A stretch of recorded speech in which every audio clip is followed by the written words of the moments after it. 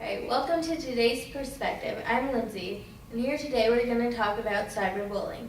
Cyberbullying has become the new threat to students in both in and out of school.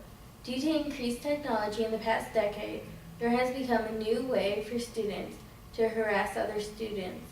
Right now, we have Paige and Molly to talk about cyberbullying and the types and the laws related to cyberbullying. And later, Damon and Ariel will be joining us to discuss more. Paige, can you tell us what cyberbullying is? Cyberbullying is the use of technology to purposely harm or cause emotional pain to others.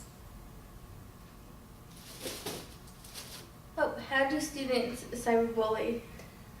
Cyberbullying is online harassment either by internet sites such as MySpace or Facebook or through text messages. A variety of cyberbullying consists of name-calling in chat rooms, creating fake profiles, and mean comments. People may feel the need to cyberbully because it allows the bully to remain anonymous.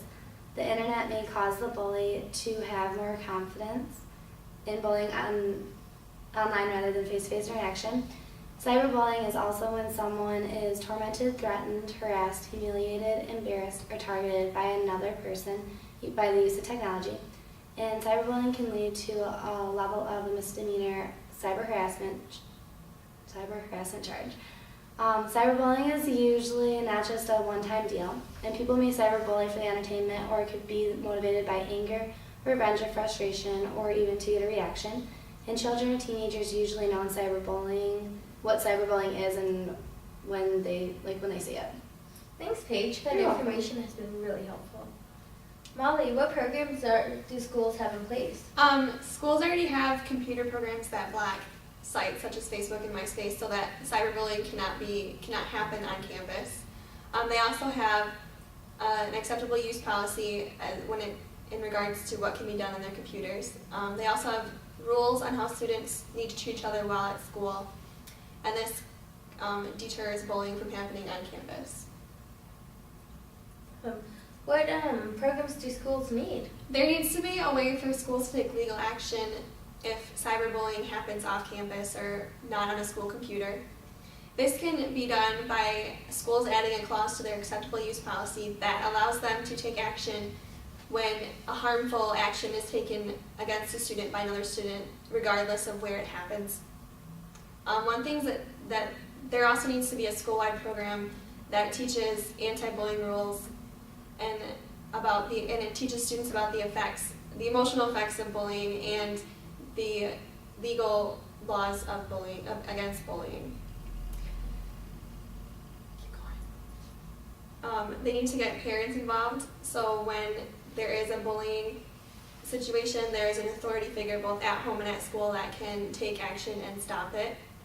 And there's a school in South Carolina that started experimenting with a school-wide curriculum, and they focus on building peer relationships and teaching students the laws, and there needs to be more of this kind of program across the nation. I agree. Both you guys have been very helpful in teaching everyone about cyberbullying. Thank you so much for joining me today. Thank you for having us. Okay. Bye. Bye. Alright, now we're back and we have Damon and Ariel to speak with us. So Damon, can you tell us what are some laws that are in place to help prevent cyberbullying? Okay. Cyberbullying has various laws and consequences, which is determined by the area or region that it happens and the extent that it happens. Some of the consequences for bullying may result in no action being taken because the victim refuses to take action. Other states have no specific solution to cyberbullying because schools feel that since the incident doesn't take place in school, it is out of their jurisdiction, and law enforcers feel that schools need to take action because the incident is school-related. Various states have monetary consequences if caught, and depending on the incident, if taken to the proper authorities, the bully can get up to 2 years of jail time. However, the consequence is really much greater than money and jail time. The real consequence is the emotional turmoil that the bully puts the victim through. Many cases of suicide among young people is related to cyberbullying, which will keep happening until the states and federal government make strict regulations about cyberbullying. Thank you, Damon. That was great. I agree. They should have stricter laws. Ariel, can you tell us about what students can do to prevent cyberbullying and what they should do if they are being cyberbullied? Okay, cyberbullying starts with a student and their peers, so it's very important to understand how to prevent it. It is also very important that a student acts in some way to inhibit the behavior if they know it's happening, instead of ignoring it or going along with it. Some things you can do are refuse to pass along cyberbullying messages, tell friends to stop cyberbullying, block all communication with cyberbullies, and report cyberbullying to a trusted adult. You can make a difference by speaking with other students, teachers, and administrators to develop rules against cyberbullying. Schools can raise awareness of this potentially deadly issue in your community by holding an assembly or passing out flyers to students and their parents. If you are a student that has considered, known a friend doing it, or have been involved in this hurtful crime, you need to understand that many people have taken their lives resulting from this. Step back for a minute and ask yourself how, if the table was returned, how would you like to be on the other end? Some helpful tips to preventing cyberbullying are never posting personal information online such as full name, address, or phone number, never sharing internet passwords with anyone besides your parents, never meet anyone face-to-face with whom you only know online, and talk with your parents about what you're doing online.